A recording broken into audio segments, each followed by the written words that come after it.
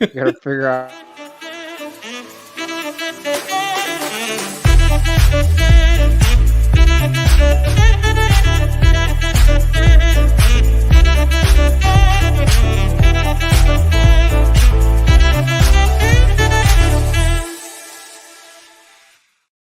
We are going to the playoffs, baby.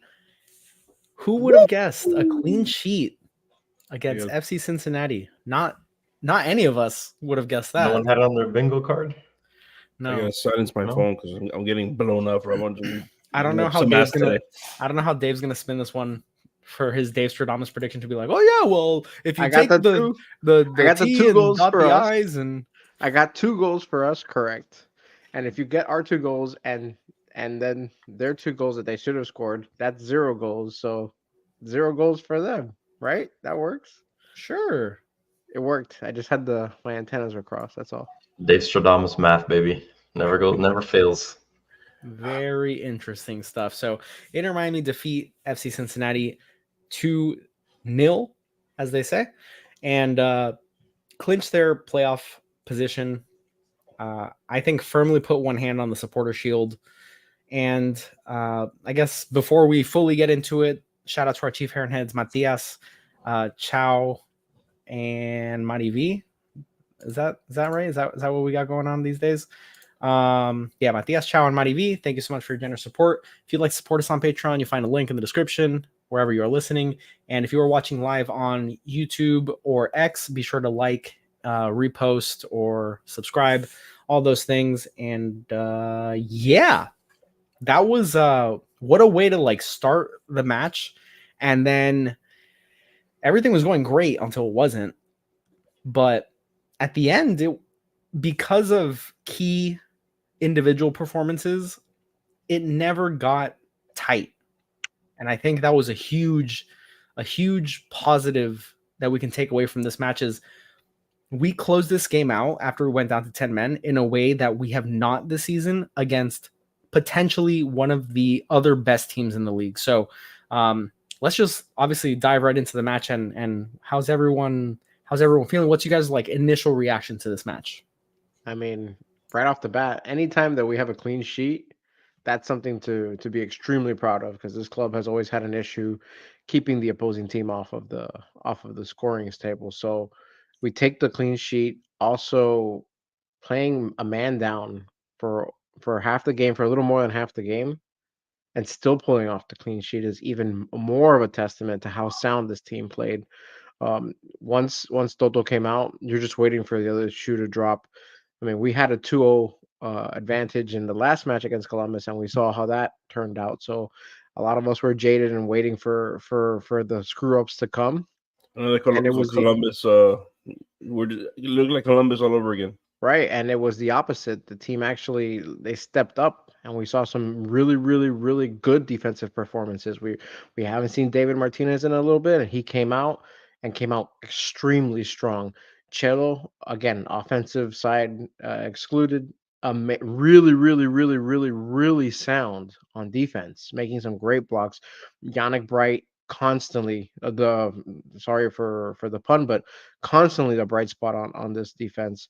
And then Alba playing really well on defense too. Busquets didn't look out of place at center back. I know that a lot of people get very upset when he starts at center back, but again, and then Ian Frey being inserted into the right center back position once the second half started.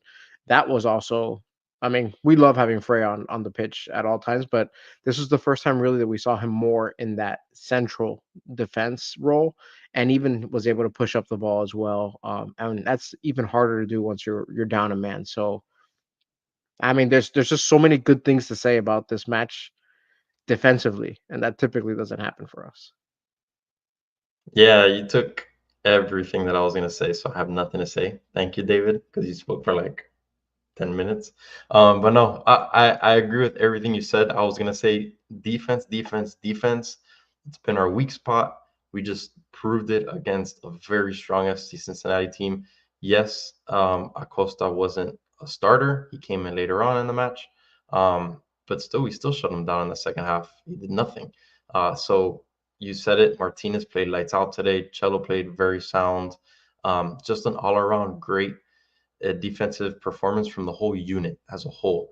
Callender also made some sweet saves tonight. Very important today in the clean sheet. It wasn't just the defense, the back line. It was also Callender's help back there, because there were a few scary moments that he was able to make the proper saves and get to the ball. Not even just make a save, but get to the ball in the box before the attackers could get there. So A+ for him. I don't know what his ratings are. I'm sure Jose's going to tell us he sucks in a little bit, but I haven't even pulled those up yet, but I'll tell you if he did.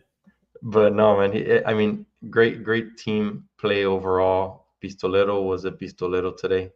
2 goals, nice brace. We thought he was going to have a hat trick, but someone in the comments said it.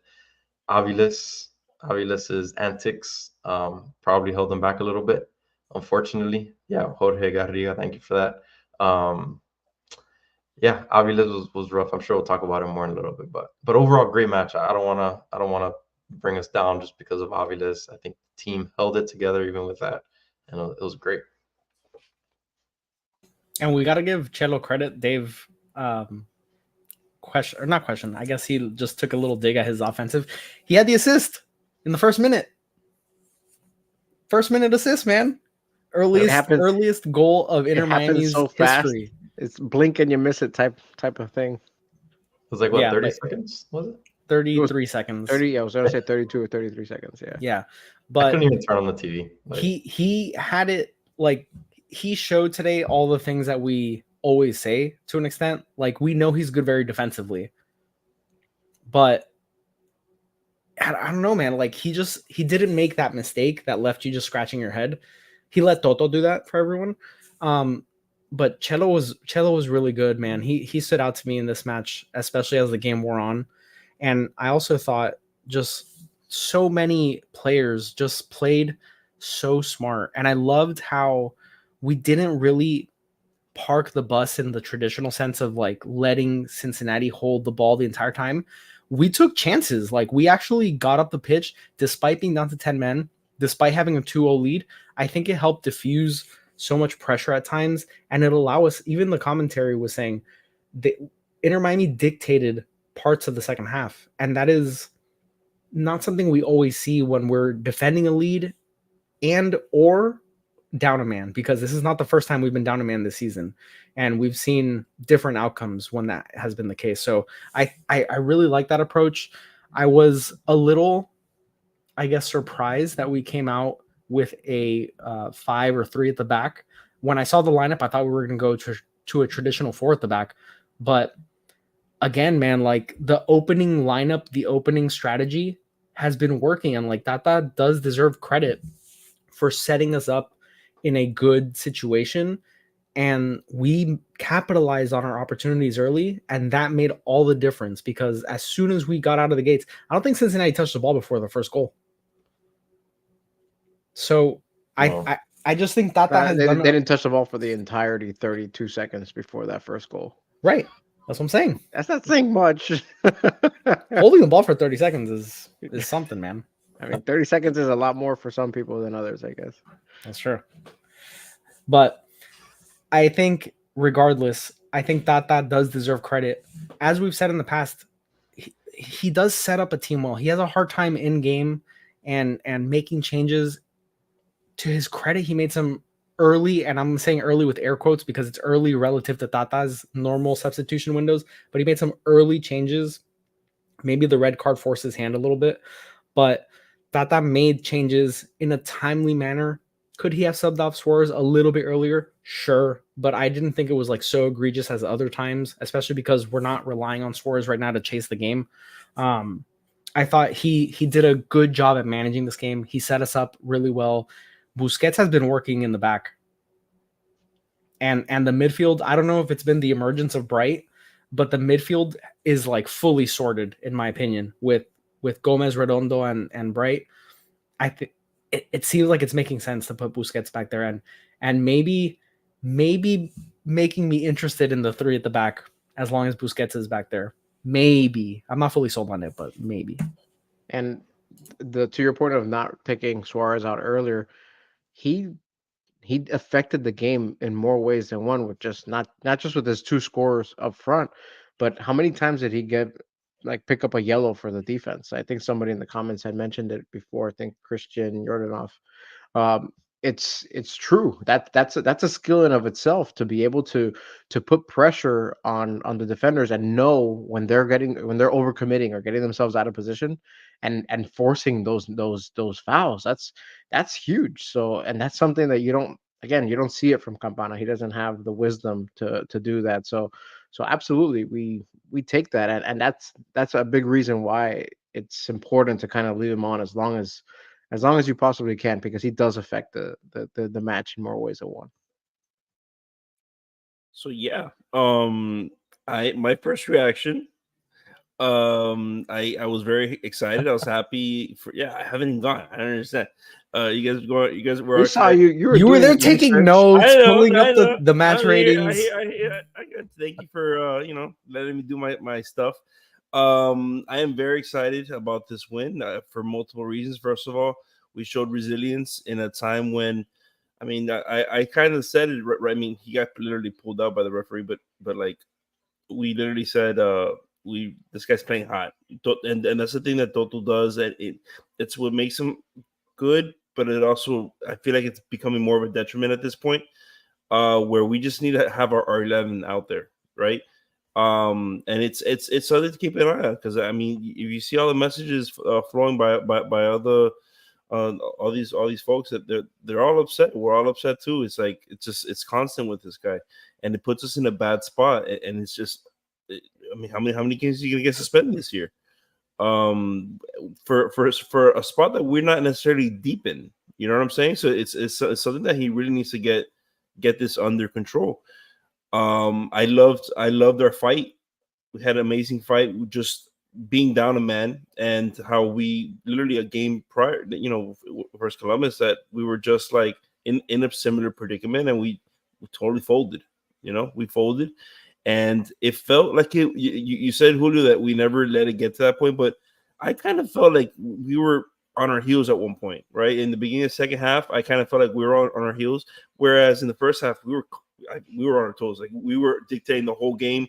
Which is funny, the possession doesn't say that. We were actually in the first half down, I think it was like 53% in possession, and then it just skewed big time in the second half. There was 60%. We finished at 58% total possession for Cincy, having control of the ball. But it's one of those things that I felt like we still did very well. Our duels, we won our duels 55% of the time. Our tackles won 68%. That's Yannick Bright. That's Yannick Bright written all over this game, and he just does it. He's been doing this at this point. It's just something that we're, and Redondo had a great game too. Yeah, all around we had some very fun ratings. I'm not gonna go into them just yet. I'll sprinkle them throughout the game, throughout the podcast. But yeah, we as fans should be very excited, because we just beat the second place team in the Eastern Conference, and after they spanked us and they thought that there was something, and we just clean sheeted them, and that's without Messi. Like this is great stuff. But like we distance ourselves to get the supporter shield. We are in the playoffs. This is awesome. I honestly think the only bad spot, the only negative from this match is Toto. Like outside of that, I think the team played so well. Everyone had really good moments. Someone said Redondo could have had a few better first touches, but he played very solidly. I thought the first 10 minutes of the second half specifically, I thought he had such a pivotal role in getting us out of some tight positions in defense, where he was able to just bring the ball up the pitch a little bit. It may have ended with him either losing the ball or I remember one play specifically where he passed the ball up to Suarez. Suarez again used the dark arts and had a foul against him. So he helped bring the play up to a point where it diffused the pressure again. And I think we did that so well in the second half. Toto put us in a really tough spot. He needs to get better than that. We've been saying it since we saw him for the first time last season. He has a couple moments every match where he just lunges out of position for no reason. And the second foul that led to him being red carded, he had no reason to really do it, right? Like the ball was sort of like a 50-50 and he dove down and just kicked his legs out, whiffed completely.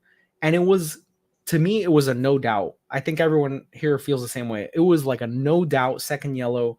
So stupid. Put his and there's no need for that. We're up at that point 2-0, right? It was, I think, we're up at we're up by 2. What the hell are you doing, man? Let's stop making this game more interesting. At that point, we had our pedal, like we had the pedal to the metal. We're like we're dominating this game, and you just put them back in the game for no reason. Just throw some monkey wrench in it for no. Just keep your foot on their throat. We had no business being in a close game at all. We were dominating, and that was awesome to watch, man. We're playing this team, and they're the big bad Cincinnati from the Eastern Conference. They're on a downward spiral right now, right? They've lost this is not 4 in a row. 4 in a row for the first time in the Pat Noonan era. Oh, I hate to see it. Do you put this on Noonan since he wasn't coaching? Yeah, I do. Yeah, I do. The other 3. Yeah, it's 4 with an asterisk. No, David, he lost it. I don't care. Don't get suspended. Your fault. Yeah, he's basically their Toto. That's right. Before we move on from Toto, I put that comment up because Ed Bartra, for those who are listening, once we upload the audio, right, guys? We're just gonna upload. So he said, I believe Avilés and Ruiz are players that Tata needs to manage better and sub off once they get their first foul. Could we see kind of? I know it's such an important piece. We don't have a lot of depth in the center back position, so to really treat Toto as he did Ruiz when he did what he did in the beginning of the season, he kind of put him in a doghouse for a few games, and then he started subbing him in. Obviously, this is it's a more dire position on our team. You can't really afford to sub him in like that. You need him out there. But do we see Tata kind of do something like that? Kind of not really put him in a doghouse, but kind of teach him a lesson. I think at some point he may need to. We don't have many of the resources like we did for the midfield when Ruiz did what he did. But I don't know. I think something needs to be taught here. I think he needs a lesson taught somehow because it's becoming a very, very bad routine for him. We all have toddlers on this podcast. And Toto is literally Tata's toddler. Toto's Tata toddler. Toto is Tata. Yeah, Toto and Ruiz are Tata's. Whatever. All right, that was a lot. We need to. Yeah, he needs to. We're not gonna have cookies right now. It's time for bed. No, you're not gonna be doing that. No, that's not where the dirty clothes goes. Put it in the hamper. Sorry, he needs to learn. He's a 2-year-old. He keeps on throwing himself at people, and then he's like, and then he faced injury. It makes it even worse. For me, it makes it worse. I'm like, oh my god, just be respectful at this point. You literally the ref was like, get up. You kick the guy in the shin. It's like not only did he get the second yellow, but because of how long he was on the floor, we had 9 additional minutes. Unbearable. And the little which I always find very interesting. The little ice thing that's like a spray on. Yeah. The magic spray. A whole dust just the goal is you spray him and he just disappears, and then you can't give him a yellow. And he was shocked that he's like, oh my god, I was so hurt. How can you do that to me? But yeah, yes, okay. To answer your question, yes, Chris. They need to do something at this point because it's becoming unbearable, and it's becoming a detriment to the team. It is what it is. It's just tough because Toto, like, he does bring good play when he's on it. When he doesn't have those mental lapses, he's a damn good center back. At least he's the second best center back on this team now that we have David Martinez. Exactly. Who do you put in to replace him? We know how much Chris loves Sergei Kristov. I know Ian Frey is a center back by trade, but if they don't trust him to play on the wing, I don't know if they trust him enough to start at center back, which is why I think that, and I know somebody didn't like it in the comments, but that's why maybe putting Toto out there, and then when he gets that first yellow, you give him the vaudevillian hook and get him out of there, and then you put in Ian Frey.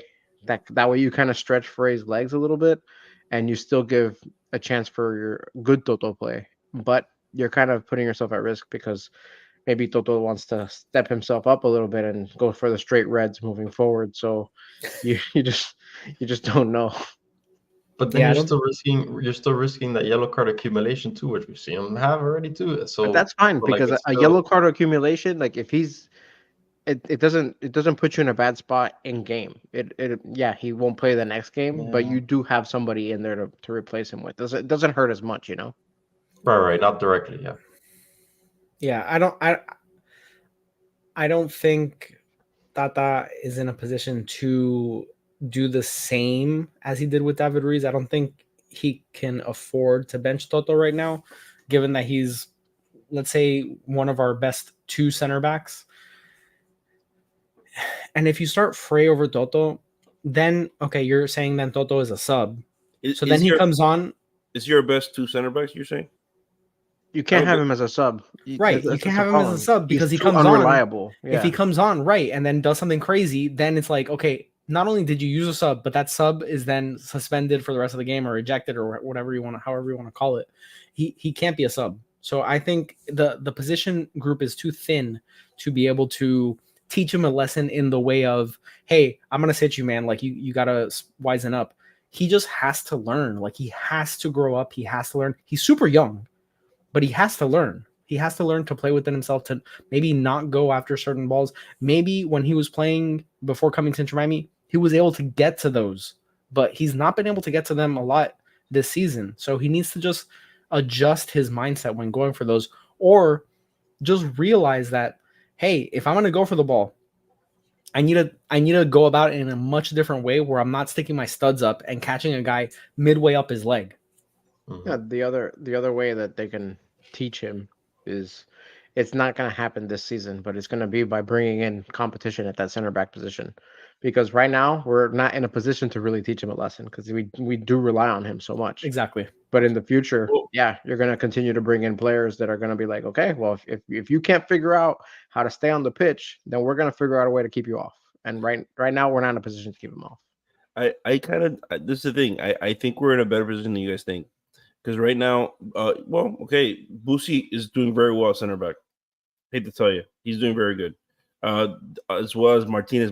His SOFA score rating today was 7.7, which we saw today. We're like, this has been one of his better games. This guy saved 2 point blank scoring chances, which since he had a 1.69 XG today, we had a 0.39. That means we XG'd him. It's very nice. It's that go boom. Good job, Calendar. That was Martinez. It wasn't Calendar. Pay attention, Chris. Don't fool yourself. Keep up, man. But Drake did have an 8.3 rating, so congrats. Which leads me least of the match, man of the match. Let's start with least of the match. What do you guys think? It has to be Toto. I mean, Toto, obviously. Yeah, but we're not going to count that. That's easy. So we're going to go next. That he was a 5.6 rating, so that's not fair. So least of the starter, match, right? Starter. It doesn't matter. Say anybody. Of course, it matters. No, that matters. Just say it. It's funny. Go. Rojas. I'll go Gomez. No, I'll probably go you're wrong. with. You're not. Wrong? You're Rojas 6.6. He was the least of the match after that. But then Campana 6.5. He's scared of the net. Ruiz 6.5. He doesn't know what he's doing. Campana was on for 2 minutes. It doesn't matter. It doesn't matter. Of course, it matters. I'm gonna count it. But there's context. So the reason why I didn't say Rojas was because he got the assist. So I thought that would float him up a little bit and inflate his score. No, I think it was very. All right. So the man of the match. Who do you guys say? Obviously, Suarez. Yeah. 8.9. Then it was Drake 8.3. Cello. How about Martinez? Cello 7.8 and Martinez 7.7. Yeah, Martinez had some incredible moments. What was Bright's? Cello too, man. I'm gonna ignore that. Yeah, I didn't look it up. Yeah, 7.8 for Cello. I thought that was a very good game that he had today. We wanted to talk about Martinez, but I kind of wanted to railroad that, and I really liked. You brought up Cello, and I was like, wow, I was so happy. And the fact that he did it with Yellen today playing as well, I was like, oh, this is what you could have done. But you didn't. I'll tell you. All right, so let's talk about David Martinez. I thought he was really he was so pivotal. He saved a goal for sure. Saved the goal for sure. I would say two, right? Yeah. No.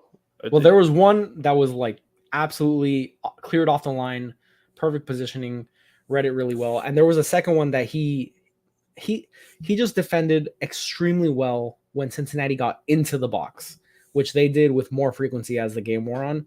And he was just so good.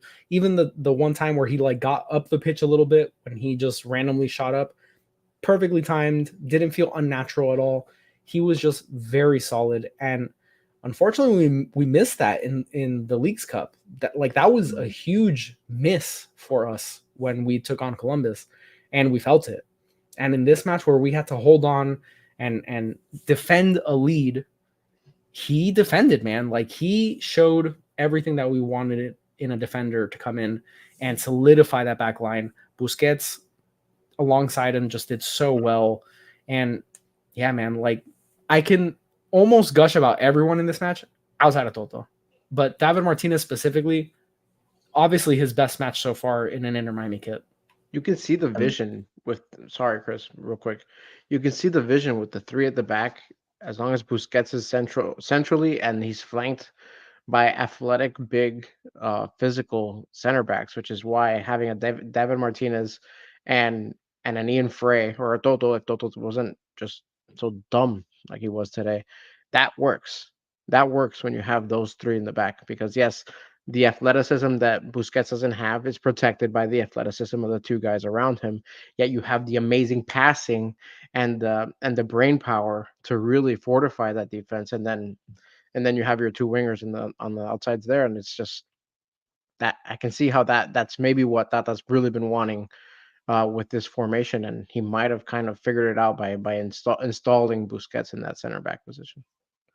I know it's not really the first time we've kind of seen that. We've seen a pseudo three in the back in game with Boosie dropping back to be like that center back. So it's not the first time really we've seen it. It's the first time we've seen it on paper to start the match with. But it's not unfamiliar to him. So it's nice to see, like you said, those two athletic center backs next to him really help. He doesn't have that ability to get burned. He does have that ability to get burned at times, his speed, but that definitely helps. And he's not pushing up. That's the thing. It's right. Yeah. Because we've seen him drop back to center back, but then he kind of finds himself up midfield. And lately he hasn't. When he's been playing that center back position, he's been deep. Yeah.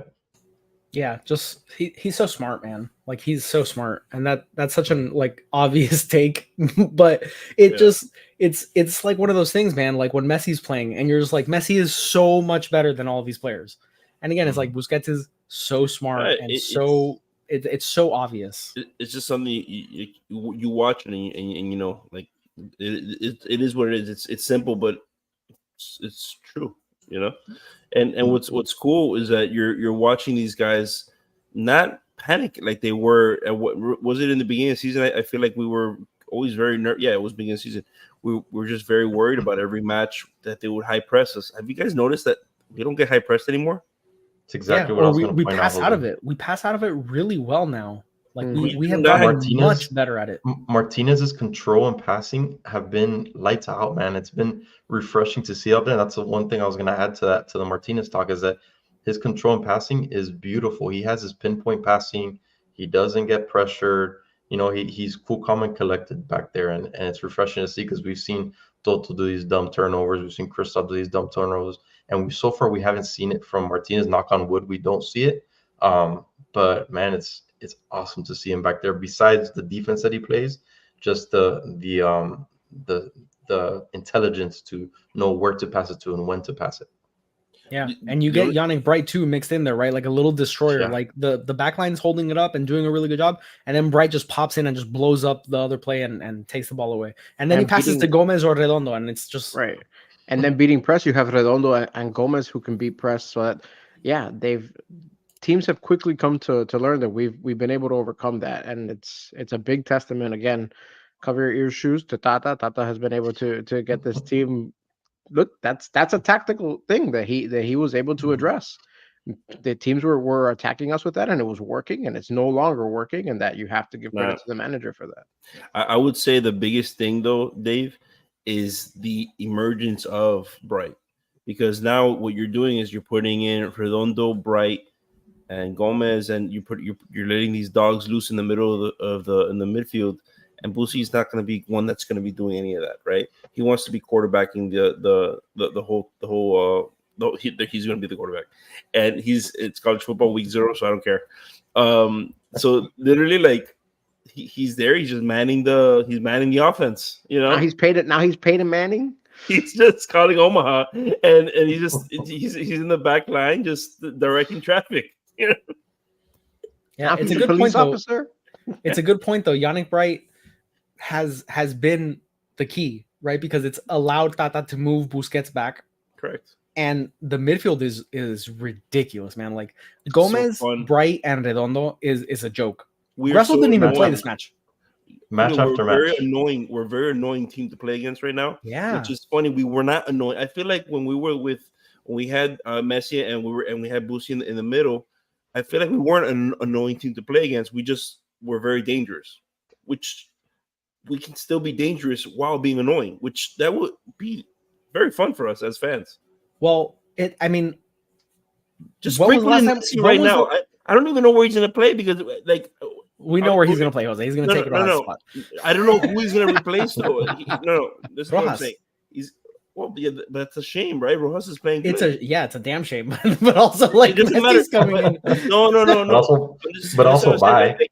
No, I hear you, but it's like everyone's I will playing drop so well. Rojas off at the bus station like so quick. I'll drive him personally myself. Yes, I understand what you're saying, and just let me quickly just interject here. When was the last time we had a clean sheet? You know, and every game was sort of we were tentative, Dos Santos. right? A long time ago, that go. was in a different competition, wasn't it? Maybe, who knows? But point being, right? They're few and far between. So look how much more composed we were. Look how much more dangerous we were because we didn't allow the other team to score. Like feeling safe and secure in the defense is something that we have not felt all season. Not really. And yes, we lost Toto, but again, like the game never felt out of hand despite being down 10 men. And the team did a very good job of staying solid. We're down 10 men. Yeah, down to 10 men. Okay. My God. Grammar police over here. Very important. Okay. As if anyone thought we were playing with just Drake. Thank you, Jose. Makes the clean sheet that much more impressive. Exactly. Wow. Unbelievable. Mr. Incredible. But anyways. It didn't. By the way, people are talking in the comments about Jordi Alba seemingly looked to have like punched DeAndre Yedlin in the stomach. I think that was just a quick camera angle. It looked like he was swiping at the ball. It didn't look like he was trying to attack anybody. It seems like Yedlin was getting some beef from Inter Miami players today. It looked a little chippy with him today. I don't know. I didn't get things. I didn't get that at all. Suarez too. Suarez Suarez always wants to kill everyone. Exactly. So I wouldn't say it was directed at him. I think Suarez wants to chop anybody's head off. That's on the other side. Agreed. Which is what I love about him. I don't care. It's just interesting to see them do it to a guy that they know pretty well. You know, That was a captain of the team, right? Mm-hmm. Yeah. He played what 2-3 games with Suarez.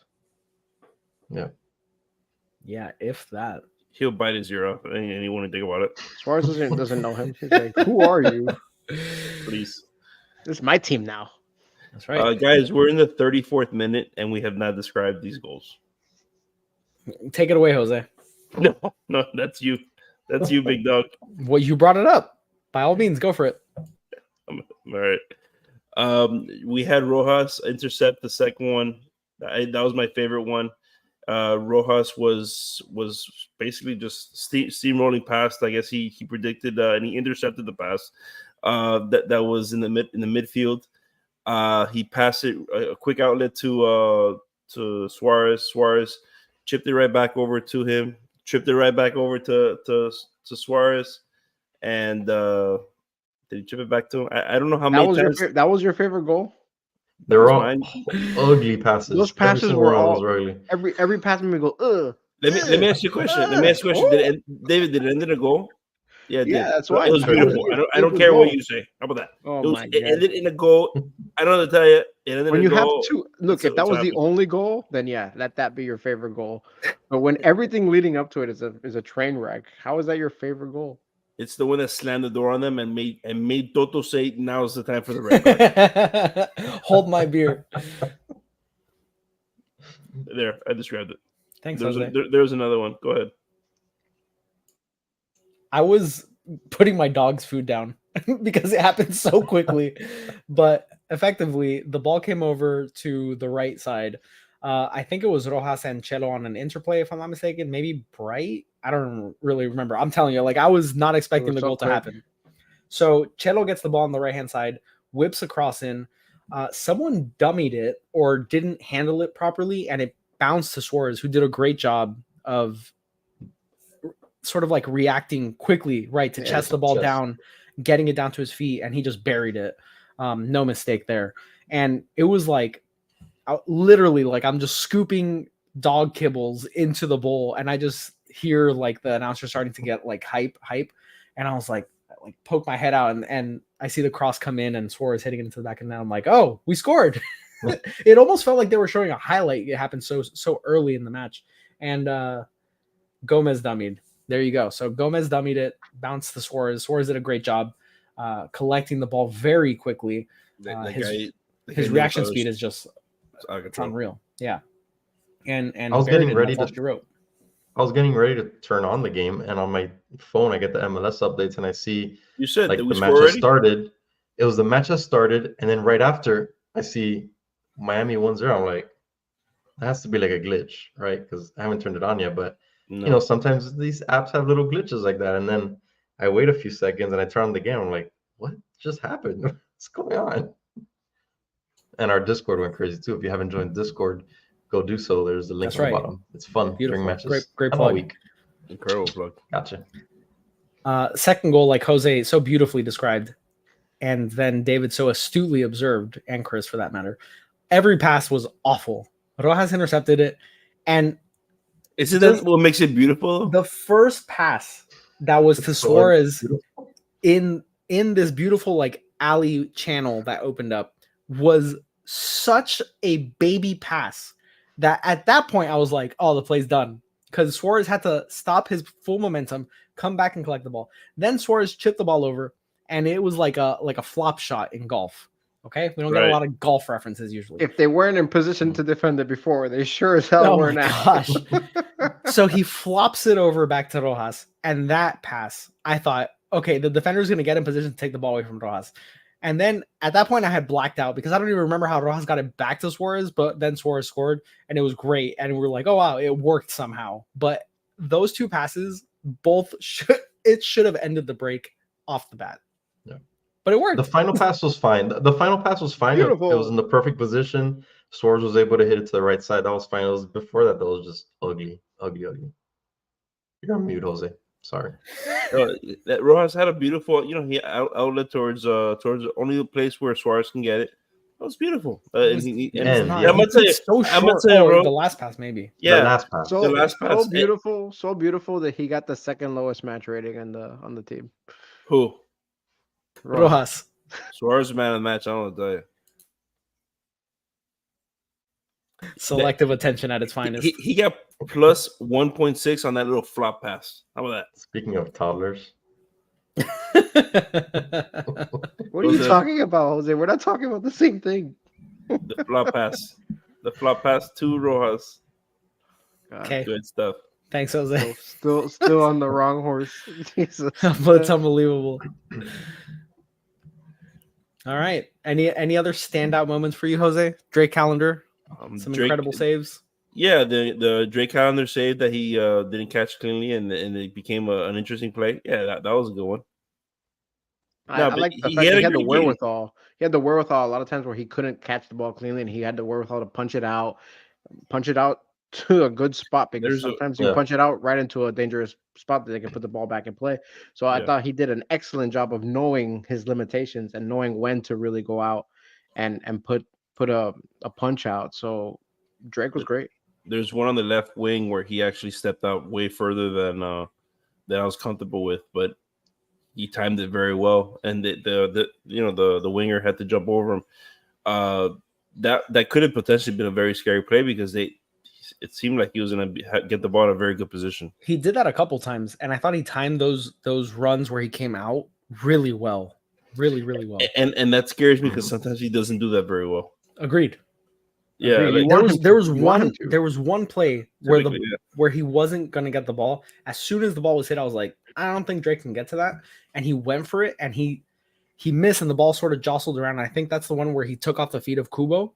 Mhm. That was the only time that I was like, oh, Drake shouldn't have gone for that one, but it worked out. But I thought generally he was timing his coming out to the ball extremely well. He was seeing the ball really well tonight. I don't know what was written on his shirt, but I'm interested. So anybody It know was a teammate of his from the national team. what about it? Just Look it up. probably shouting Google him it. out. Huh? Google it. Okay. Yeah, it was a national team teammate who's going through something. I don't know the specifics of it. I don't want to misspeak on Right in the comments, you know, it. Exactly. because I'm still interested. Look up Quick, Fabian Renkel was chatting about it because he's plugged into the Uruguayan national team. Quick, I know we're dying down here, but quick little MLS view or MLS around the MLS. We beat the team we needed to beat in the East. That's great news always. The other two teams that are right under us tied their matches. Also very great news. So yeah, we're looking pretty, man. We're way ahead right now. We're 56 points. Cincinnati's at 48 points. So we're 8 points ahead of Cincinnati in the East. On the Shield, same thing. We're pretty far ahead right now. Closest one is LA Galaxy at 49 points. I do not believe they've played yet. Actually, no, they're not playing. Oh no, they do play tonight. I think they're playing right now. They're playing at 10:30. So Yeah. against Atlanta, which There's is a good matchup. There's a huge match tomorrow. Is LAFC versus Columbus. At Well, Columbus. that's So who are we rooting for? Is that the Leagues Cup final? that's the League's Cup final. That's the League Oh, Cup there you final. go. Okay, yeah. Yeah, Well, which is a huge, great huge match, match though. in its own right. Now I have, match in his now I own have an right. answer for my dad. My dad asked me who won the League's Cup, and I said I don't care. Not us.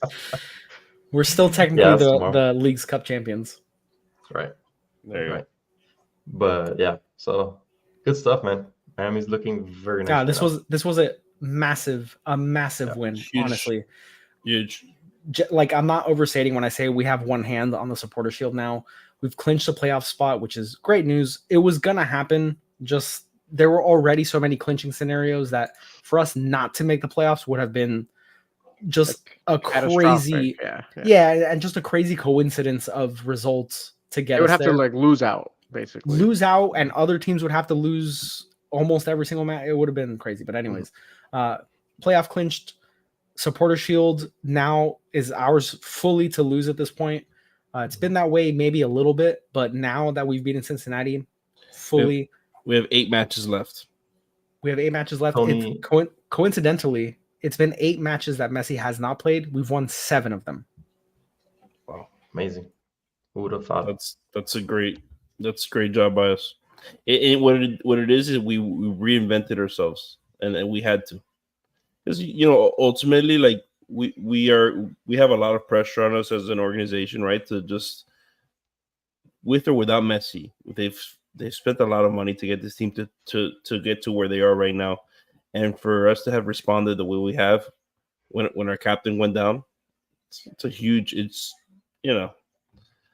I only know one word to say it to say, and David will get mad at me. I wasn't listening, so say whatever you want. Balls. That's it. Just took balls, and I'm very happy that that my team stepped up. Because today was one of those days where, man, and it was on the Discord. Everybody was talking about it. Columbus all over again. Columbus all over again. And it looked like it. We do enjoy complicating our lives. Yeah. Can never just be a cruise. It just makes it more exciting, right? Why can't it be a cruise? Isn't Royal Caribbean our sponsor? Like, not our sponsor, but Inter Miami. However, if you are listening, Royal, we are open to sponsorship. We are. Business inquiries to the email in the description, please. We would love to go on the Icon of the Seas. Live show, perhaps. Hmm. Oh, God. We lost Where's your it. hat, David? We Where's the lost hat? it now. Done. Only on pregame shows. No. Only on pregame shows. All right, Chris, who's on the horizon for Inter Miami next? It's It's Chicago. next week, next Saturday. I don't know 8:30 I don't know what Saturday. date it is next Saturday, but yeah, Saturday. 8:30 Eastern. on the 8:30 31st. Eastern. Yeah. So that is next on the docket. We will have a preview show sometime this week. We've been aiming for Wednesdays. We had a couple delays or complications this week, so sorry about that. But we will have a preview show on Wednesday, most likely. And yeah, man, huge one for Inter Miami. A great victory. Great revenge against Cincinnati, who whooped us earlier this season without a bunch of players. And we showed what we can do with a mostly full squad. And it's only going to get better because playoffs come around and Messi should be back by then. And then we're really going to see what this team is all about. So thank you guys for joining us on the Heron Heads podcast, your first stop for all things Inter Miami. If you guys are still hanging out with us, thank you. Hit the like and subscribe button if you haven't already. Follow us on socials at the Heron Heads on X, Instagram, and TikTok. And we will see you for the preview of Inter Miami versus Chicago on Wednesday. And for now, guys, we'll see you around.